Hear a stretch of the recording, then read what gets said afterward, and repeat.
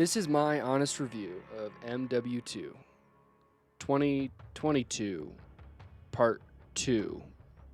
Round 2? Let's look at the good and the bad of MW2. Starting with the good, weapon camos are my favorite part of this game. The way that every base camo is universal and can be used on every single gun is a great component and something that is very different from what they've done in the past. I think this overall makes it much more attainable for every single player, whether you're only doing the free-to-play Warzone 2.0 or you're a hardcore multiplayer fan. It makes it much more attainable to get that final camo. Finally, I think they did a really good job with the weapon attachments. I know this is kind of a controversial area, but to me, I like the way that the attachments are much more universal, and when you first unlock a gun, you have much more attachments to play with if you've played with other guns. The overall UI of the game is absolutely terrible, and it makes no sense which gun you're supposed to work on and which gun you need to work on to get this attachment.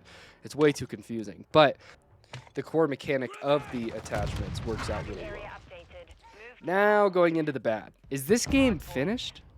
Why on the top of the homepage is there only 4 different categories, one of which is a battle pass which doesn't even exist yet? Where are my challenges? It is hard for me to find where everything is in this game. The UI sucks, and it feels like this isn't even a full release. To me, it feels like they put all of their time and effort into weapon tuning, which they had to take out of the game temporarily, and the weapon camos and the attachments, but everything else feels like it's missing.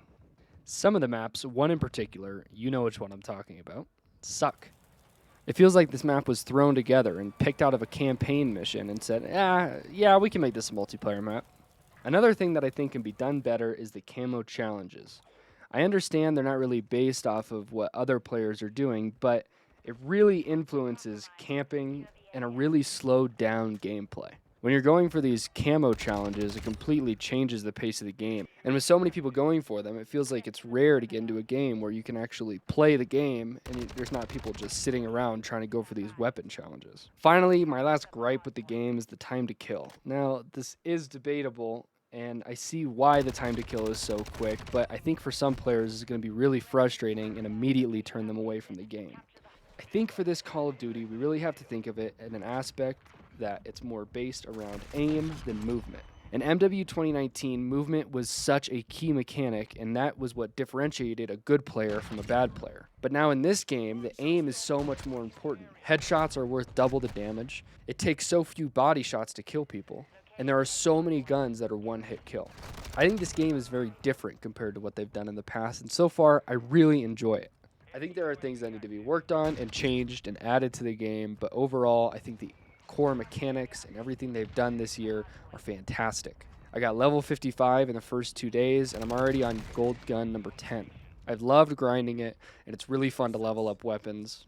Lastly, I really miss the old way to prestige.